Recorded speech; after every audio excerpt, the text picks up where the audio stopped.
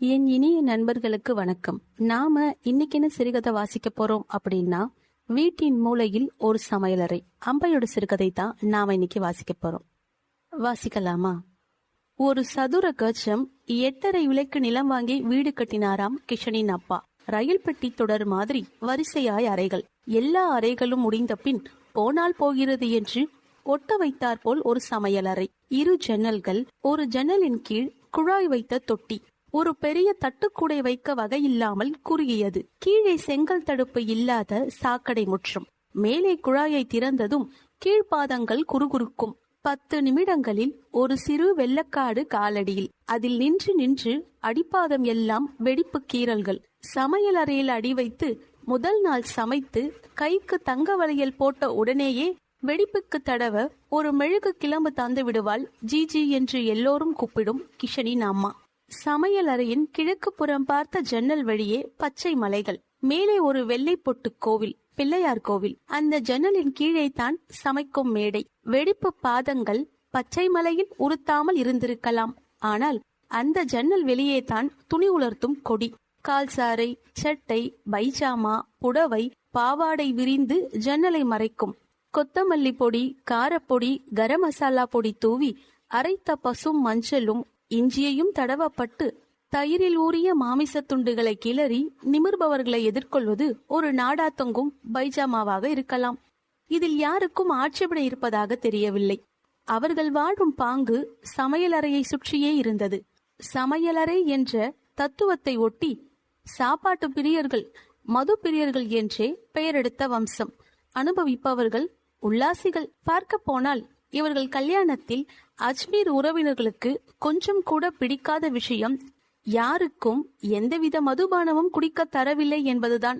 குலதெய்வம் அம்பாவுக்கு கூட மதுதான் பிரசாதம். ஸ்காட்சில் இருந்து நாட்டு சரக்கு வரை எதை திறந்தாலும் சோறில் தெளித்து ஜெய் அம்பே சொல்லிவிட்டுத்தான் குடிப்பது. பிறந்த குழந்தையின் வாயில் முதலில் மதுவில் முக்கிய விரலைத்தான் இடுவது. அப்படி இருக்கும் பொழுது இப்படி கல்யாணம் செய்து கொண்டால் சரி. ரம், ஜின், விஸ்கி வேண்டாம். அஜ்மீரிலேயே தயாராகும் ஆரஞ்சு வண்ண கேசரி கஸ்தூரி இல்லையா, மண்டையை போய் ஒரு உதைக்குமே. சேச்ச, இது என்ன இப்படி கல்யாணம் செய்து கொண்டாய் என்றார்கள் அவனிடம். வீரனுக்கு லட்சணமான குதிரையும் மதுவும் இல்லாமல் ஒரு கல்யாணமா?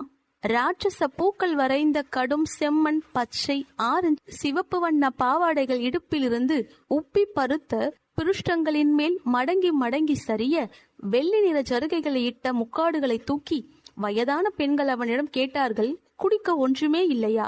ஜிஜி நடமாடி கொண்டிருந்த போது தான் என்று மாலை 7 மணிக்கு அப்பளம் சுட ஆரம்பித்து விடுவாள். பாபாஜி வெளியறை முக்காலியில் மற்ற விஷயங்களை வைத்துவிட்டு தயாராக இருப்பார். ஜிஜி கார அப்பளம் தட்டில் அடுக்கி வைத்து வருவாள். கார அப்பளம் தீர்ந்ததும் நாக்கில் சுள்ளென்று உரைக்கும் பிகானீர் சேவ், அது அழுத்தால் சோள பக்கோடா அல்லது மிளகாயும் கடலை மாவும் தடவி பொரித்த நிலக்கடலை. எதிரே எதிரே அமர்ந்து ஜெய் அம்பே என்று விட்டு ஆரம்பிப்பார்கள். பிள்ளைகளும் பெண்களும் இருந்தால் குடும்பத்தோடு சிரித்து கொண்டு. ஜிஜி நாட்டு பாடல்கள் பாடுவாள். சந்தைக்கு போனால் எனக்கு ஒரு குஞ்சலம் வாங்கி வா, நல்ல வண்ண தாவணி வாங்கி வா, இன்னமுமா ஆசை என்று பாபாஜி சிரிப்பார். சமையலறை மூலையில் ஒரு கும்மட்டி அடுப்பில் சாய் செய்த தண்ணீர் கொதித்தவாறே இருக்கும். சாப்பிடும் சமயத்தில் வீட்டு வாசலில் யாராவது தெரிந்தவர் வந்துவிட்டால் முதலில் ஜில் என்ற தண்ணீர். சாப்பிடுங்களேன், சாச்சாவுக்கு ஒரு தட்டு கொடு என்று ஆரம்பிப்பார் பாபாஜி. இல்லை, சும்மா இப்படி வந்தேன். சரி, சாய் குடிக்க என்ன வந்தது? வேண்டாமே. காப்பி? தண்ணி போதுமே. அது எப்படி வெறும் தண்ணி? கொஞ்சம் சர்பத் போட்டு குடியுங்கள். சரி. ஜிஜி எழுந்திருப்பாள். அப்படியே ஒரு தட்டில் 2 கபாப் கொடு. ஜிஜி சமையலறையை எட்டும் முன் காலையில் செய்த வெந்தயக்கீரை பரோட்டா பாபாஜிக்கு நினைவு வரும். சுனியோஜி என்று மனைவியை விழிப்பார். அந்த மேத்தி பரோட்டாவும் 2 சூடாக்கி எண்ணெய் தடவி கொண்டு வா, சாச்சா ருசி பார்க்கட்டுமே என்பார். வந்தவர் தோல்வியை ஒப்புக்கொள்வார். நான் சாப்பிட்டே விடுகிறேன். ஜிஜி எப்படியும் சமையலறைக்கு போவாள். 2 முட்டைகள் மிளகும் உப்பும் தூவி பொரிக்க. ஒருவேளை சாப்பாட்டு அளவில் ஏதாவது குறைந்து விட்டால்?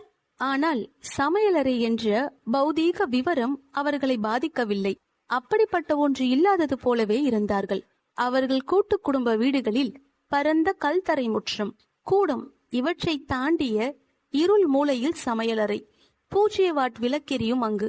முக்காடணிந்து அழுத்தமான வண்ண பாவாடைகள் இருளை ஒட்டியே இருக்க பெண்கள் நிழல்களாய் தெரிவார்கள் அந்த அறையில். அரைந்து அரைந்து சப்பாத்தி மாவு பிசைந்து கொண்டோ அடுப்படியில் கொம்பென்று மணக்கும் மசாலா பருப்பை கிளறியவாறோ சமையலறை ஒரு இடம் இல்லை, ஒரு கோட்பாடு மட்டுமே. அத்தனை ருசியான நாக்கை அடிமைப்படுத்தும் சாப்பாடும் மாய கம்பளத்தில் வந்தது போல் அலட்டிக் கொள்ளாமல் இருந்தார்கள். மீனாட்சிதான் ஒரு முறை சாப்பிடும் நேரத்தில் அந்த விஷயத்தை பற்றி பேச ஆரம்பித்தாள். பாபாஜி அப்போது கீழே இருந்த கார் ஷெட்டின் மேல் ஒரு அறை கட்டி கொண்டிருந்தார். பாபாஜி, சமையலறைக்கு வெளியே உள்ள தாழ்வாரத்தை பெரிது பண்ணிவிடுங்களேன். அதை நீங்கள் அகலமாக்கினால் நாற்காலி போட்டு உட்காரலாம். இடது பக்கம் ஒரு பாத்ரூம் கட்டினால் அதில் பெரிய தொட்டி போடலாம். பாத்திரம் தேக்க பாத்ரூமுக்கு வெளியே துணி உலர்த்த அலுமினிய கம்பி போட்டு விடலாம். பாபாஜி இந்த அபிப்பிராயத்தால் தாக்கப்பட்டவர் போல் பார்த்தார். ஜிஜியும் வியப்படைந்தவள் போல் அவரை பார்த்தாள். மருமகள்கள் இதுவரை இப்படிப்பட்ட அபிப்பிராயங்களை முன்வைத்ததில்லை. ராதா பாப்ஜி தட்டை வெறித்து பார்த்தாள். கூஷ்மா தலை முக்காடை சரி செய்து கொண்டாள். அவள் படபடப்பை மறைக்க பாபாஜி கிஷனை நோக்கினார். அவன் நிதானமாக சாப்பிட்டவாறு இருந்தான். பாபாஜி தொண்டையை செருமிக் கொண்டு, எதற்காக என்றார். இந்த சமையலறை தொட்டி ரொம்ப சின்னது, தண்ணி வேறு சரியாக போவதில்லை.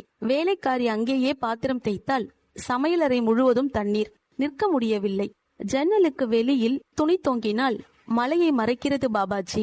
கிஷனை பார்த்தார் மீண்டும். அந்த கட்டடக்கலை நிபுணன் தன் மனைவியோடு உடன்பட்டான். அவள் சொல்வது சரிதான் பாபாஜி, அப்படியே செய்து விடலாம். நீ எங்கே சமையலறை பக்கம் போனாய்? அவள் மைசூர் சமையல் செய்யும் போது இவன்தான் மிளகாய் வெங்காயம் அறிந்தான் என்றாள் ஜிஜி. பேசாமல் உனக்கு தங்க வளையல் போடலாம் போல் இருக்கிறதே. தங்க வளையல் எதற்கு பாபாஜி? மோதிரம் போடுங்கள். பாபாஜி சிரித்தார். அரை கட்டி முடித்தாகிவிட்டது. சமையலறை நிலவரம் மாற்றப்படவில்லை. துணி உலர்த்த இன்னும் 2 நைலான் கயிறுகள் கட்டப்பட்டன ஜன்னல் எதிரே. பாபாஜியின் மௌன சவால், பெண்ணே, மைசூர் பெண்ணே, இங்கு நிரந்தரமாக வாழாத உனக்கு மலை எதற்கு? அதன் பச்சை எதற்கு? ராஜஸ்தானத்து சமையல் பண்பாட்டுக்கும் ஜன்னலுக்கும் பாத்திரம் அளவும் தொட்டிக்கும் என்ன சம்பந்தம் பெண்ணே? கருத்த நிறமுடைய முக்காடு அணிய மறுக்கும் என் பையனை வசியப்படுத்திய நிறைய பேசும் பெண்ணே. பின்னிரவு 3 மணி வாக்கில் மயில்கள் அகவ ஆரம்பித்தன. ஒன்றின் பின் ஒன்றாக, கர்ண கொடூரமாக. குரல் இழந்த சாதகம். 5:30 மணிக்கு அவளும் கிஷனும் மொட்டை மாடி போன போது எதிரே மரத்தில் சிவன் விரித்த ஜடையாய் மயில் வால் தொங்கியது.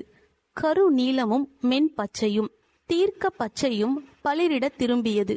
எதிர்பாராத போது பறந்து மொட்டை மாடி சுவரில் அமர்ந்து வாளை நீட்டி போட்டது.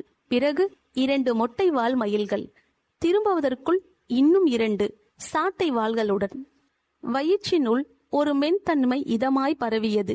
காலை கடன்களை முடித்ததும் வயிற்று கனமகளும் இதம். அந்த கருநீல பச்சை ஐஸ்துகள் சிலீருடன் எல்லா அடங்காச்சூட்டையும் தணித்தது. கிஷனின் உதடுகளில் ஒரு முறை நாக்கால் தடவி மென்மையாக முத்தமிட்டாள். பனித்துளி ஒட்டிய அடித்தள சூட்டை இனம் காட்டிய முத்தம். மொட்டை மாடி கதவு கீறிட்டது. படிஜீஜி எழுந்தாயிற்று. கதவருகே இருந்த பெரிய ட்ரம்மில் இருந்து கறி எடுக்க வந்திருப்பாள். கும்மட்டி அடுப்பு பற்ற வைக்க. படிஜீஜி பாபாஜியின் சிறிய தாயார். பாபாஜிக்கு 17 வயதாகும் போது அவருடைய தந்தை இன்னொரு திருமணம் செய்து கொண்டார். ஒரு 17 வயது பெண்ணை 5 பெண்கள் பெற்றாள். பாபாஜி தான் ஆதரவு. பெயர்தான் படிஜீஜி. அவளுக்கும் ஜிஜிக்கும் இடையே 2 வயதுதான் வித்தியாசம். பொக்கை வாய், பொய்ப்பல் வேண்டாம் என்று விட்டாள். மாமிசம் சாப்பிடுவதை விட்ட பின்னர் எதற்கு பல் என்று கூறிவிட்டாள். காலில் அணிந்த கனத்த வெள்ளித்தண்டை படியில் இடிக்க போய்விட்டாள் படிஜீஜி. சாய் கொண்டு வரட்டுமா மீனா? கிஷன் போனதும் மாடி இரும்பு தொட்டு குழாயை திறந்து முகம் கழுவி பல் தேய்த்தாள். தொப்பியால் மூடிய கெட்டிலில் சாய் கொண்டு வந்தான் கிஷன். கீழே வைத்து 2 கோப்பைகளில் சாய் ஊற்றிய போது இஞ்சி துளசி மனம் பரவியது. ஒரு காலை நட்சத்திரம் மினுக்கியது. மயில் நீல பச்சையில் தெரித்தது. சாய் தொண்டையில் சூடாய் இறங்கியது. கீழே போன போது சமையலறை மூலையில் பெரிய பித்தளை டம்ளரில் கிஷன் ஊற்றி தந்திருந்த சாயை முக்காட்டு தாவணி துணியால் பிடித்தவாறு அமர்ந்து ஊதி ஊதி குடித்துக் கொண்டிருந்தாள் படிஜீஜி. ராதா பாப்ஜி இன்னொரு பெரிய கெட்டிலில் சாய் தூளை போட்டு சுடுதண்ணீர் ஊற்றிக் கொண்டிருந்தாள். நாஸ்தாவுக்கு மாவு பிசையட்டுமா என்றாள் படிஜீஜி. பாபாஜி உலாவ போயிருக்கிறார். சமோசாவும் ஜிலேபியும் வாங்கி வருவார். ரொட்டி வாட்டினால் போதும். அதை நான் வெளியில் டோஸ்ட் செய்து எடுத்துக்கொள்கிறேன். இன்றைக்கு என்ன, நம் சமையலா இல்லை மைசூர் சமையலா? அவளும் கிஷனுமாய் நேற்று காய்கறியும் தேங்காயும் வாங்கி வந்தார்கள். என்ன தேங்காய் சமையல் சப்பென்று? நீங்கள் ஒன்று செய்யுங்கள் படிஜிஜி. மஞ்சளும் இஞ்சியும் அரைத்து விடுங்கள். மட்டன் புலாவ் செய்து விடலாம். சுரக்காய் துருவி விடுங்கள். கோப்தா செய்து விடலாம். சேப்பங்கிழங்கை தொளி சீவி விடுங்கள். பெரிய ஏலம், மிளகு, லவங்கப்பட்டை, தனியா, லவங்கம் இடித்து விடுங்கள் நல்ல நைசாக. தனியாவை வேறாக எடுத்து இடியுங்கள் கொஞ்சம். ராத்திரி ஆளு கோப்பிக்கு போடலாம். சமையலறைக்கு வெளியே வந்தால் சாய் கெட்டிலும் கோப்பைகளும் வைத்த தட்டை ஏந்தியவாறு, என்ன மீனா, இன்றைக்கு என்ன சமைக்க போகிறாய்? எதுவும் இல்லை, நாங்கள் கணேஷ் மந்திர் மலை ஏறப் போகிறோம். சரிதான். மீனாட்சி சமையலறையில் நுழைந்தால் இரண்டாம் ஈடு சாய் தயாரிக்க. படிஜிஜி பொக்கை வாய் திறந்து சிரித்தாள். தன் பித்தளை டம்ளரை நீட்டினாள். எனக்கும் சாய். இஞ்சி போடவா படிஜிஜி? போடு. எனக்கு நீ போடும் சாய் பிடிக்கும். சமோசாவும் ஜிலேபியும் வாங்கி வந்திருக்கிறேன். கொஞ்சம் ஜிலேபியை பாலில் போடுங்கள் என்று ஒரு பொது உத்தரவு வெளியில் இருந்து வந்தது. மீனாட்சி ஜிலேபி பொட்டலத்தை சமையலறைக்கு கொண்டு வந்து பிரித்தாள். உஷ், இதோ. மீனாட்சி திரும்பினாள். எனக்கு 4 கொடு என்றாள் படிஜிஜி. அது ஒரு உணவு போர். நிதர்சனமாக பங்கு பெறுவோர் ஜிஜி படிஜிஜி. தாத்தா உயிருடன் இருக்கும் போது படிஜிஜி கொடுங்கோல் ஆட்சி செய்தாள். மலைமலையாய் சப்பாத்தி மாவு பிசைந்தாள் ஜிஜி. கூடை கூடையாய் வெங்காயம் அறிந்து கிலோ கணக்கில் மாமிசம் சமைத்தாள். மாலை வேளைகளில் படிஜிஜி கேசர் கஸ்தூரி குடித்த போது அப்பளம் சுட்டாள். பக்கோடா செய்தாள். குடல் பொரித்தாள். தாத்தா இறந்தார். 10 நாட்களில் சமையலறையில் ஜிஜிக்கு பதவி பிரமாணம் நடந்தது. குங்குமம், வெற்றிலை, மது, மாமிசம் இவற்றுடன் படிஜிஜியின் மற்ற சாப்பாடும் பறிக்கப்பட்டது. நிதம் மாமிசம் சமைக்கப்பட்டது. மரக்கறி உணவு உண்பவர்களுக்கு படிஜிஜி மாத்திரம்தான். ஜனநாயக உணர்வுடன் உருளைக்கிழங்கு வழங்கப்பட்டது. படிஜிஜி இரவெல்லாம் ஏப்பம் விட்டுக்கொண்டு உடம்பையே கிழிப்பது போல் குசுவிட்டு கொண்டும் கக்கூசில் ஆ என்று முனகியவாறும் தன் போர்க்கள தோல்வியை கொண்டாடி கொண்டிருந்தாள். மீண்டும் தாக்கப்படும் முன் அவள் 2ஆம் போர் முனை ஒன்றை துவங்கினாள். 6 மாதத்திற்கு ஒரு முறை படிஜிஜி மேல் அம்பா வர ஆரம்பித்தாள். ஜிஜியும் பாபாஜியும் அவரவர் பானங்கள், சுட்ட அப்பளங்கள் இவற்றுடன் அமரும் மாலை வேளைகளை அம்பா தேர்ந்தெடுத்தாள். முதலில் அறையில் இருந்து ஹோ என்று குரல் கொடுத்தாள். அடிவயிற்றிலிருந்து பதறி ஓடி வந்ததும் என்னை மறந்தாயா என்று சீறினாள். தாழ்ந்து வணங்கி உத்தரவிடுங்கள் அம்பே என்று ஜிஜி சொன்னதும் எனக்கான பானத்தை தா, கேசர் கஸ்தூரி வேண்டும், 1 கிலோ பர்பி வேண்டும், வறுத்த இறைச்சி வேண்டும், ஆ என்று கட்டளையிட்டாள். எல்லாம் தரப்பட்டதும் அம்பா போங்கள் எல்லோரும் என்று உத்தரவிடுங்கள். படிஜிஜியின் அறையில் ஆரவாரம் கேட்கும் சற்று நாழிகை. மறுநாள் காலை மதுவால் கனத்த கண் இமைகள் கஷ்டப்பட்டு திறந்து சமையலறையில் ஒரு பொக்கைவாய் புன்னையுடன் காட்சியளிப்பாள் படிஜிஜி. அம்பா கஷ்டப்படுத்தி விட்டாள் என்பாள். படிஜிஜியை வம்புக்கு இழுக்கலாம். அம்பாவை கேள்வி கேட்கும் தைரியம் ஜிஜிக்கு வரவில்லை. ஜிலேபி தா என்றாள் படிஜிஜி. 4 ஜிலேபிகள் தந்தாள் மீனாட்சி. வீட்டில் எல்லோருக்குமாக ஜிலேபி பிரிக்கப்படும் போது படிஜிஜிக்கு அவள் பங்கு கிடைக்கும். இது ஆசையினாள். ஆரம்பத்தில் இவற்றை அவள் எங்குதான் வைக்கிறாள் என்று நினைத்தாள் மீனாட்சி. பிறகுதான் தெரிந்தது, பல மடிப்புகள் தைத்த 4 கச்ச பாவாடையினுள் அவள் 2 ஜோபிக்கள் தைத்திருந்தாள். அவற்றை மீனாட்சிக்கு காட்டியிருக்கிறாள். தொப்பியால் சாய்க்கெட்டிலை மூடினாள். மசாலா சாமான்களை தந்துவிட்டு போயேன் என்றாள் படிஜிஜி. நெய்யும் வேணும், மட்டன் புலாவ் செய்ய. இது சமீபத்தில் எழுந்த ஒரு புது களம். ஜிஜியின் ஆஸ்துமாவும் இரத்த அழுத்தமும் அவள் நடமாட்டத்தை குறைத்து விட்டன. அவள் படுக்கை அருகே உள்ள மரபீரோவில் லவங்கம், குங்குமப்பூ, லவங்கப்பட்டை, மிளகு, திராட்சை, பெரிய ஏலம், ஏலக்காய், சர்க்கரை, நெய், முந்திரி எல்லாம் இருக்கும். அவளை தாண்டாமல் பீரோவை எட்ட முடியாது. அதை அடையும் முன் ஒரு கேள்வி பட்டியல் நீட்டப்படும். எதற்காக நெய்? நேற்று தந்தது என்ன ஆயிற்று? சப்பாத்திக்கு தடவினதில் மீதி 1/2 கிண்ணம் இருந்தால் இப்போதைக்கு 1/4 கிண்ணம் போதுமே. மசாலா சாமான்களை காட்டிவிட்டு எடுத்துப்போ. காஷ்மீரிலிருந்து வரவழைத்த குங்குமப்பூ, அதை புலாவில் கொட்ட வேண்டாம். மரக்கறி சாப்பிடுபவர்களுக்கு என்ன காய்கறி? நேற்று சமைத்தது ஏதோ மீறவில்லையா அவர்களுக்கு? சாப்பிட்டு கக்கூஸ் போனால் யாருக்கு என்ன பயன்? ஒளியற்ற ஜன்னல் குறுகிய அந்த சமையலறையில் இருந்து கடலில் வசிக்கும் ஆக்டோபஸ் சந்துவின் எண்கால் போல் அதிகார கரங்கள் நீண்டு வளைத்து போட்டன. கால்கள் இறுக கட்டுண்டு கிடந்தனர் ஆனந்தமாக. அவை இடுப்பை இறுக்கினால் ஒட்டியானம் என்றும், காலை சுற்றினால் கொலுசு என்றும், தலையில் பட்டால் கிரீடம் என்றும் நினைத்துக் கொண்டனர் பெண்கள். நாலாபுறமும் கம்பிகள் எழுப்பிய உலகில் புகுந்து கொண்டு அதை ராஜ்யம் என்று நினைத்து அரசோற்றினர். இன்று மட்டன் புலாவ், நாளை பூரி மசாலா என்று பூமியை திருப்பி போடும் முடிவுகளை எடுத்தனர் பேடி அதிகாரம். ஜன்னலை திறந்து மலையையும் பச்சையையும் ஆகாசத்தையும் நீளத்தையும் உள்ளே இழுத்ததும் பலம் உறிஞ்சப்பட்டார் போல் இளைத்தனர். வீணா மோசியை போல். கிஷனின் சித்தி, 50 வயது, 15 வயதில் விதவை. ஒரு கிராமத்தில் டீச்சராக இருந்தால். பள்ளி சொந்தக்காரர் வீட்டு தோட்டத்து மூலையில் ஒரு அறையும் சமையல் அறையும். அசோக மரம் வாசலில், சமையலறை பின்னால் சம்பக மரம், வெள்ளை பூக்களும் மஞ்சள் தண்டுமாய். ஜன்னலை ஒட்டிய பூங்கொடிகள் உள்ளே நுழைந்துவிடும் சுதந்திரமாய். பசித்தால் சமையல். மாலையில் பக்கத்தில் உள்ள குழந்தைகள் வந்துவிடும் டீச்சரை பார்க்க. இல்லாவிட்டால் அசோக மரத்து குயில் பாட்டு. ஆனால் வீணா மோசிஸ் நான் அதிகாரமற்று போனேனே என்பாள். டீச்சர் டீச்சர் என்று சுற்றி கொள்ளும் குழந்தைகள். பள்ளியின் அரபக் கல்வியின் பூரண பொறுப்பு. நினைத்தால் வீசு நடை பஜார் வரை. நார்கட்டிலை அசோக மரத்தின் கீழ் இழுத்து போட்டு குக்கு குக்கு என்று தாகம் தீரும் வரை குயில் தோழமை. காலையில் பின்கதவை திறந்ததும் தொடும் தூரத்தில் வெள்ளை மலர்கள் இருந்தும் வீணா மோசிஸ்க்கு மூச்சு முட்டியது. வெட்ட வெளியில் எழுப்பியதும் மண்ணுக்காக வீறிட்டாள். யோனியும் கர்ப்பப்பையும் மரக்காம்புகளும் கலங்கின. கனம் இழுப்பு கீழே நோக்கி விழுந்து விழுந்து மண்ணில் சரண். பாதங்கள் புதைந்து அசைவற்று நிற்க. ஏரியின் மூலையில் இருந்து வெள்ளை இறகுகள் நளினமாய் தாழ்ந்தும் உயர்ந்தும் சாய்ந்தும் நகர ஆரம்பித்தன. கண்ணில் பட்ட முதல் கணம் ஒரு சிறு வியப்பு மீனாட்சியுள் சிதறியது. ஏரியின் முழு வீச்சிலும் சுழன்று நீரில் மிதக்கும் போது அந்த சிவப்பு அலகுகள் தூரத்தில் ஒளிர்ந்தன. பிறகு மீண்டும் எழும்பி வெள்ளை இறகுகளை சரேல் என பிரித்து இடமும் வலமும் சாய்ந்தும் எழுந்தும் வெகு அருகே, முகத்தின் அருகே ரெக்கை வீச்சு. பவழ அழகு தட்டாய் நீண்டு. ரஷ்ய பறவைகள். ஆனா சாகர் ஏரியில் சில மாதங்கள் வரும் திடீர் விருந்தினராய். அதற்கு முந்தைய இரவுதான் ஏரி பயணம் தீர்மானிக்கப்பட்டது. எல்லா உறவினர்களுடனும் ஏரியை பார்க்கும் திட்டம். 20 பேர்களுக்கு 100 ஏரி உருளைக்கிழங்கு சப்ஜி, தக்காளி சட்னி, சாண்ட்விச் 100, நொறுக்கு தீனி, குழந்தைகளுக்கு நிரப்பப்பட்ட பால் புட்டிகள், பிளாஸ்கில் வெந்நீர், மாலையில் சூடாக பக்கோடா சாப்பிட ஒரு ஸ்டவ், ஒரு பாட்டிலில் எண்ணெய், கடலை மாவு, வெங்காயம், மிளகாய் பொடி, உப்பு, பெரிய மிளகாய், பஜ்ஜி போட. இந்தியாதி. விடிகாலை 4 மணிக்கு சமையலறை விளக்கு எரிந்தது. ஒரு பெரிய தாம்பாலத்தில் கோதுமை மாவை போட்டு பிசைய ஆரம்பித்தாள் ஜிஜி.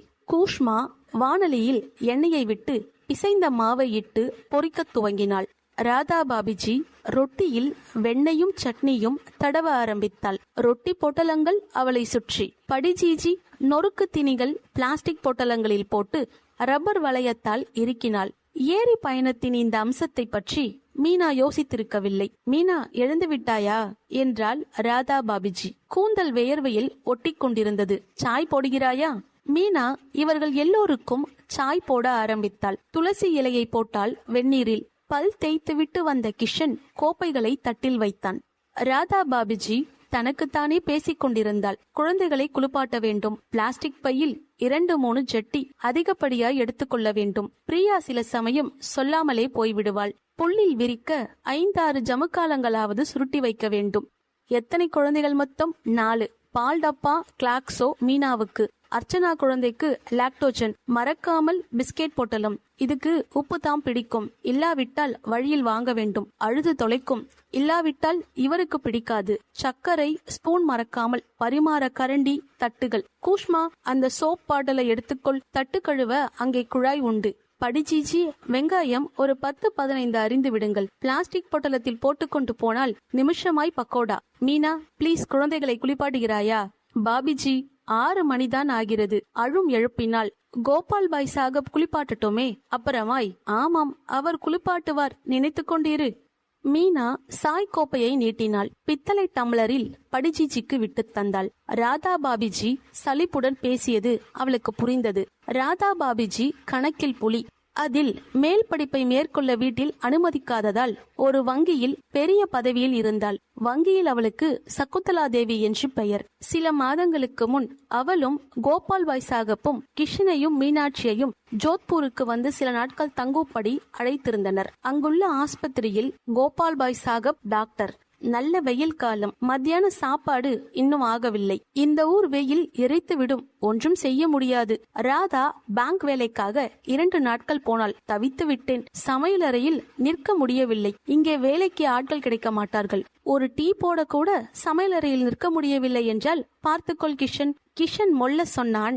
பேங்கில் பெரிய வேலை பார்க்கும் ராதா பாபிஜி இப்போதும் அதே சமையலறையில் தான் சமைத்துக் கொண்டிருக்கிறாள். ஆமாம், அதற்கென்ன?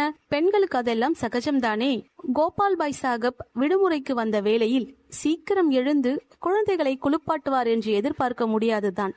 ராதா பாபிஜி, எந்த புடவை கட்டிக்கொள்ள போகிறீர்கள் என்றாள் குஷ்மா. அந்த சிவப்பு சில்க் தான். ராத்திரியே இஸ்திரி போட்டாகிவிட்டது. அவருடையது, அப்புறம் குழந்தைகளுடைய சட்டைகளும் போட்டுவிட்டேன். நான் அந்த கருப்பு பொட்டு போட்ட வெள்ளை புடவை கட்டலாம் என்று நினைத்தேன். ரவிக்கை இஸ்திரி போடவில்லை. மீனா, என் கருப்பு ரவிக்கை தருகிறாயா? எடுத்துக்கொள்ளேன், ஆனால் அது ஸ்லீவ்லெஸ். அடடா, அப்படியானால் என் ரவிக்கையை இஸ்திரி போட்டு கொடுக்கிறாயா மீனா? நான் ஸ்லீவ்லெஸ் போட முடியாது. என் கை சுத்தமா இல்லை. தலைப்பால் போர்த்தி கொண்டு விடு பேசாமல். நீல தலைப்பு விட்டு உன் கை கடியில் யார் வந்து பார்க்க போகிறார்கள்? இதோ பார் மீனா, தமாஷ் பண்ணாதே. இஸ்திரி போடுகிறாயா? சரி சரி. மெதுவாக சுவரை பிடித்து நடந்து வந்து ஜிஜி ஊர்காய் பரணியை திறந்தாள். என்ன செய்கிறீர்கள் ஜிஜி? போய் படுங்கள் பேசாமல் என்று அதட்டினாள் ராதா பாபிஜி. ஊர்காய் பிடிக்குமே எல்லோருக்கும், எடுத்து வைக்கிறேன். அங்கு சமையலறையில் என்ன சத்தம்? தூங்க விடாமல் என்று குரல் கேட்டது. நச்சென்று மௌனம். ரகசிய குரலில், மீனா, சாய் அடுப்பில் உருளைக்கிழங்கை வேக போடுகிறாயா?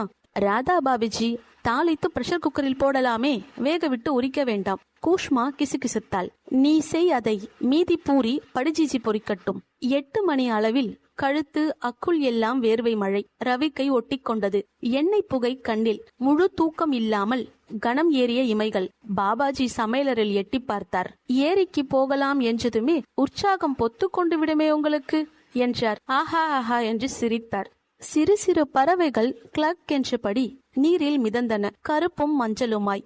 திடீர் என்று வெள்ளை இறக்கை வீச்சி பவழ நிழலுடன். கம்பளிகளில் சீட்டு குழுக்கள். சிலவற்றில் பெண்கள் மம்மிஜி, டாடி என்று பின்பாகத்தை பிடித்துக் கொண்டு குழந்தைகள் சொல்லும் வரை. பழைய பேப்பரை கையில் ஏந்திய பின் கக்கூஸ் பயணம். குழந்தை தலையில் ஒரு கொட்டு. வலிக்க வலிக்க அம்மாக்கள் ஒழித்த இடத்தில் கன்னி பெண்கள். இடையிடையே சீட்டை வைத்துவிட்டு எழுந்து தண்ணீர் உபச்சாரம். சாப்பிட்டு தட்டுகளை கூஷ்மாவும் ராதா பாபிஜியும் கழுவியாயிற்று.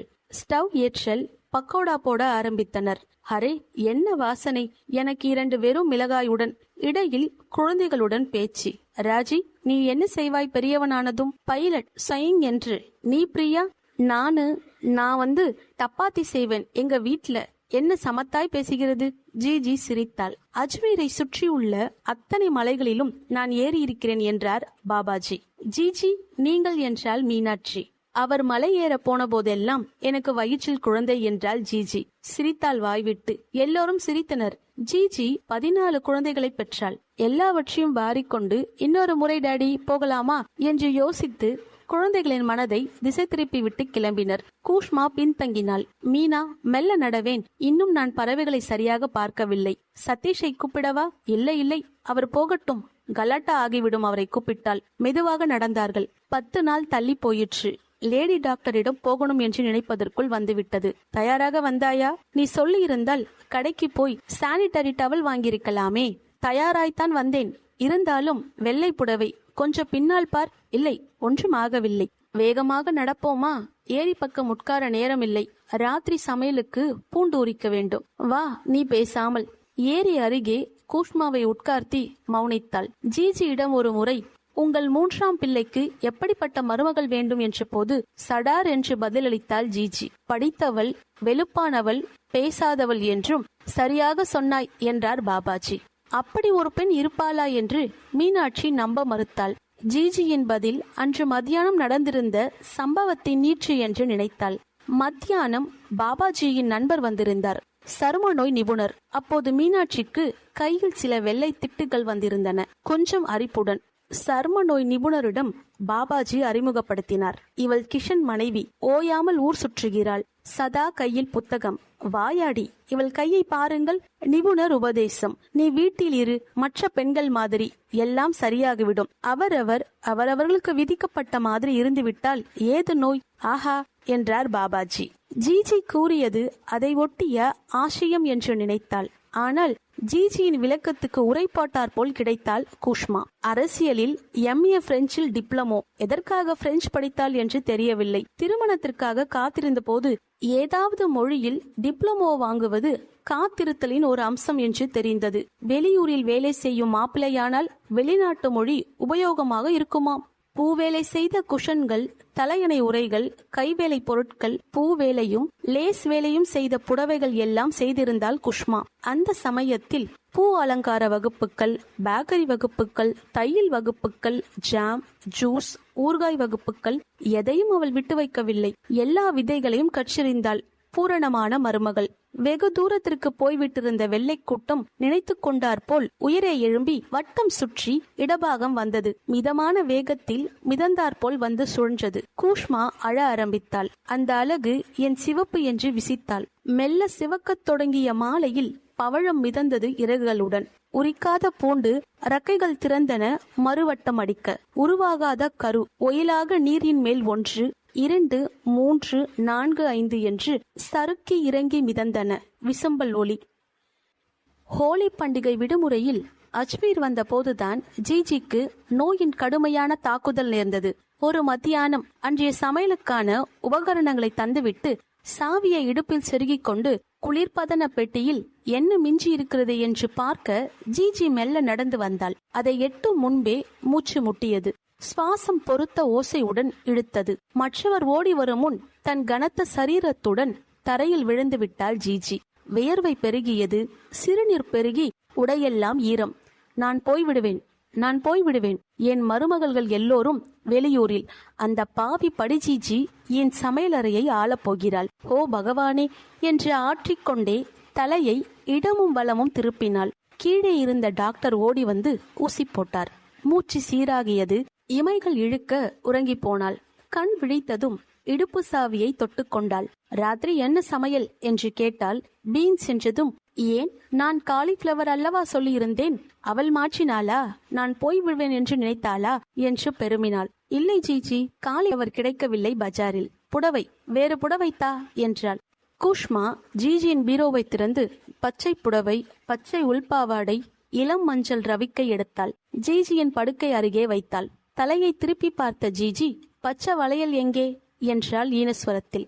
மீனாட்சி வளையல் பெட்டியை திறந்து பச்சை கண்ணாடி வளையல்களை எடுத்து வைத்தாள். கதவை மூடி ஜிஜியின் ஆடைகளை அகற்றினர். முழுவதும் சிவக்க பழுத்த பழம் ஒன்று வற்றினார் போல் இருந்தது அவள் உடம்பு. அங்கையில் கோடுகள் கனத்து ஓடின. புறங்கை சுருங்கி நரம்புகள் பலபலத்தன. அடிவயிற்றில் ஏறிட்டு உழுத்தாற்போல் ஆழமான பிரசவ வரி தழும்புகள். அவள் உறுப்பின் மேல் புதுமயிர் வெளியீர் என்று பசையற்று ஆங்காங்கே உதிர்ந்திருந்தது. பருத்து பின் தளர்ந்த பின்பாகமும் தொடைகளும் வெளுத்த கீறல்களுடன் சுருங்கி தொங்கின. உள்தொடை இடுக்கின் அருகே கருகிய வாழைத்தோல் போல் வதங்கி கிடந்தது. ஸ்தனங்கள் சுருங்கி திராட்சை முளைக்காம்புகளுடன் தாழ்ந்து தொங்கின. கழுத்தில் பல தங்கச் செயினின் கரிக்கோடுகள். நெற்றியில் வகுட்டின் முனையில் கனத்த தங்க குண்டுடன் தலையில் அணிந்த சுட்டி பட்டம் அழுத்தி அழுத்தி வழுக்கை விழுந்தாற்போல் வழுவழு என்று ஒரு தழும்பு. வாழ்ந்த உடம்பு, சிறுநீர், மலம், ரத்தம், குழந்தைகள் எல்லாவற்றையும் வெளிப்படுத்தியிருந்த உடம்பு. எத்தனை தடயங்கள் அதில்! புடவை கட்டி முடித்ததும் ஜிஜியின் தலையை வாரி வண்ண நூல் குஞ்சலம் தொங்கும் கருத்த நூல் சௌரியை கூந்தலில் இணைத்து பின்னிவிட்டாள் ராதா பாபிஜி. பீரோ சாவியை குஷ்மா ஜிஜியின் இடுப்பில் சொருகினாள். ஜிஜி படுக்கையில் சாய்ந்து கொண்டாள். மற்றவர்கள் போனதும் ஜிஜி அருகில் உட்கார்ந்து கொண்டாள் மீனாட்சி. ஜிஜியின் கை இடுப்பை துழாவியது. ஜன்னல் திரைகள் மூடப்பட்டு அறை இருண்டிருந்தது. மருந்து, தூக்கம், அயற்சி சேர்ந்து ஜிஜியின் குரல் கனத்து வெளிப்பட்டது. ஆனால் காற்றினில் கலைந்துவிட்டு வந்தது போல் அழுத்தமின்றி இருந்தது. சிகப்பு கலர் பாவாடை. என்ன ஜிஜி? என் கல்யாண பாவாடை சிகப்பு கலர். தங்க வெள்ளி ஜருகை உடலெல்லாம். தங்க தகட்டு பொட்டு, 12 தங்க வளையல்கள், 2 அட்டிகை, சிவப்பில் பச்சையில் முத்துத்தோடு, பவழத்தோடு, நெற்றி சுட்டி, நெற்றிச் சுட்டியின் தங்க குண்டு 5 பவுன், ஒரு வெள்ளிச்சாவி வளையம். 14 வயது எனக்கு. என்னை வழி அனுப்புகிற பிதாயின் போது என் அம்மா காதில் சொன்னாள். நெஞ்சில் முட்டுகிறது அந்த பிதாய். முக்காடாவல் குனிந்து என்னை கட்டிக்கொண்டாள். பெரிய மூக்கு வளையம் உறுத்தியது. சமையலறையை ஆக்கிரமித்துக்கொள், அலங்காரம் செய்து கொள், மறக்காதே, இரண்டும் தான் உன் பலம், அதிலிருந்துதான் அதிகாரம். இருக்கட்டும் ஜிஜி, தூங்குங்கள். 30 பேர் வீட்டில், 5 கிலோ ஆட்டா பிசைவேன், 300 சப்பாத்தி இடுவேன். முதல் தடவை 2 உள்ளங்கையும் ரத்தம் கட்டி நீளமாயிருந்தது. தோள்பட்டையில் குத்தி குத்தி வலித்தது. பாபாஜி சொன்னார், சபாஷ், நீ நல்ல உழைப்பாளி என்று. ஹா என்று மூச்சு விட்டாள். கோபாலுக்கு முன் ஒரு ஆண் குழந்தை. அவன் போய்விட்டான் தெரியுமா? 1 வயதில் பூஜை அன்று எல்லோரும் சமையலறையில். குழந்தை படி ஏறி மதில் சுவரில் ஏற பார்த்து விழுந்து விட்டான். 30 படி ஏறி இருந்தான். எண்ணெயில் பூரியை போட்டு ஈச்சென்று அலறல். வயிற்றில் முட்டியது. பின் மண்டையில் பிளவு. முற்றத்து கால் தரையில் வெள்ளை புழுக்கை மாதிரி அவன் மூளை சிதறி இருந்தது. ஆண் பிள்ளைகள் எல்லாம் வந்ததும், பொறித்தேன் மீனா, கேட்கிறாயா? பொறித்தேன் மீதம் பூரிகளை. மீனாட்சி ஜிஜியின் நெற்றியில் தடவினாள். மாமனார் போனதும் வெள்ளி சாவி வளையத்தில் சாவி கொத்து கொண்டேன். மீனா, எனக்கு எத்தனை செல்வாக்கு பார்த்தாயா? நான் ராணி மாதிரி அதிகாரம் செலுத்துகிறேன் இல்லையா? ஜிஜி முனகினாள். உறங்கினார் போல் கிடந்தாள். பெரிய வட்ட புஷ்ப வடிவில் கமலமும் நீலமும் பச்சையும் முத்தும் பதித்த தோடுகள் அணிந்த சருக செவிகளே அருகே மீனாட்சி குனிந்தாள். விரித்த கடலில் பாம்பு படுக்கையில் மகாவிஷ்ணு மிதப்பது போல் ஜிஜியும் அவளும் மட்டுமே. இருண்டு கிடந்த அறையில் ஒரு தொப்புள் கொடி அருந்து தன்மை ஏற்பட்டது. அந்த உரையாடலை அவள் நிகழ்த்தினாளா? அது தன்னால் ஏற்பட்டதா? அப்படி பலமுறை யோசித்ததால் நிகழ்ந்தது போன்ற உணர்வு ஏற்பட்டதா? அது ஜிஜிக்கும் அவளுக்கும் மட்டுமேயான உரையாடல் என்று தெரியவில்லை. ஜிஜி, அந்த சமையலறை, அட்டிகை, வலை, தங்க குண்டு சுட்டி, அதெல்லாம் ஒரு பலம் இல்லை. அதிகாரம் அதிலிருந்து வரவில்லை. அது பாபாஜியை ஒட்டிய அதிகாரம். அதிலிருந்து எல்லாம் விடுபடுங்கள், விடுபடுங்கள். விடுபட்டால் அப்புறம் எஞ்சுவது சமையலறை, நகைகள், குழந்தைகள். பாபாஜி எல்லாவற்றையும் துறந்து நீங்கள்தான். அறுபட்ட நீங்கள் வெறும் கேசர்பாய். கேசர்பாய் மட்டுமே. அங்கிருந்துதான் பலம், அதிகாரம். அதையெல்லாம் துறந்து நான் யார்? கண்டுபிடியுங்கள். முங்கி பாருங்கள். எதில்? கிணற்றினில். உங்கள் அந்தரங்க கிணற்றினில். பற்றிக்கொள்ள எதுவுமே இல்லையே பயமாக. இன்னும் முங்குங்கள், முங்குங்கள். கேசரிபாய்க்கும் உலகுக்கும் என்ன சம்பந்தம் என்று பாருங்கள். நித்தம் இடப்பட்ட அந்த 300 சப்பாத்திகளும் 14 குழந்தைகளை உதைக்கவிட்ட வயிறும் இல்லாவிட்டால், மட்டன் புலாவ், மசாலா பூரி, ஆலு, தனியா பொடி, உப்பு, சர்க்கரை, பால், எண்ணெய், நெய் என்று யோசித்திருக்காவிட்டால், 4 நாட்களுக்கு ஒரு முறை ஸ்டவ் திரியை இழுத்துவிட வேண்டும். மண்ணெண்ணெய் கிடைக்கும் பொழுது வாங்க வேண்டும். மழைக்காலத்தின் கவலை அரிசி, பருப்பில் பூச்சி, மாங்காய் காலத்தில் ஊறுகாய், வெயில் காலத்தில் அப்பளம், பழங்கள் வரும் காலத்தை ஒட்டிய சர்பத், ஜூஸ், ஜாம், பழைய துணிகள் போட்டு பாத்திரம், சமையலறை முற்றத்திற்கு 2 வாரங்களுக்கு ஒரு முறை சுண்ணாம்பு. மாதவிடாய் தள்ளி போயிற்றே என்ற கவலை, தள்ளி போகாவிட்டால் கவலை என்று மண்டையெல்லாம் பூச்சி, ஊறுகாய், சுண்ணாம்பு அடைத்திருக்காவிட்டால், மூளையின் இழுப்பறைகளை இவற்றையெல்லாம் போட்டு நிரப்பி இருக்காவிட்டால், ஒருவேளை நீங்கள் அந்த ஆப்பிள் விழுவதை பார்த்திருக்கலாம். தண்ணீர் கெட்டிலின் மூக்கு நுனி ஆவியை பார்த்திருக்கலாம். புது கண்டங்களை கண்டுபிடித்திருக்கலாம். கைலாய பர்வதத்தில் அமர்ந்து காவியம் எழுதியிருக்கலாம். குகைகளுக்கு ஓவியம் திட்டியிருக்கலாம். பறந்திருக்கலாம். போர்கள், சிறை, தூக்குமரங்கள், ரசாயன யுத்தங்கள் இல்லாத உலகம் உண்டாகியிருக்கலாம். நீங்கள் எங்கே போய்விட்டீர்கள் ஜிஜி? சரியான அளவில் எல்லாம் இடப்பட்ட சமையலில், காதிலும் கழுத்திலும் நுதலிலும் உறுத்திய நகையில். பலம் என்று எப்படி நினைத்து கொண்டீர்கள்? முங்குங்கள் இன்னும் ஆழமாக. அடியை எட்டியதும் உலகளந்த நீரை தொடுவீர்கள். சுற்றி உள்ள உலகுடன் தொடர்பு கொள்வீர்கள். உங்கள் யோனியும் ஸ்தனங்களும் கர்ப்பப்பையும் சுழன்று விழும் சமையல் மனம் தூர போய்விடும். நகையின் மினுமினுப்பு மறைந்துவிடும். பால் தன்மையற்ற நீங்கள், அதில் சிக்காத நீங்கள், அதில் குறுகாத நீங்கள், அதனின்றும் விடுபட்ட நீங்கள். அதை தொடுங்கள் ஜிஜி, தொட்டு எழுங்கள், எழுங்கள். அதுதான் பலம், அதனின்றுதான் அதிகாரம். ஜிஜி திரும்பி மீனாட்சியை தேடி பற்றி கொண்டாள். நன்றி. இதுபோல கதைகளை கேட்க எனது சேனலை சப்ஸ்கிரைப் செய்து கொள்ளவும்.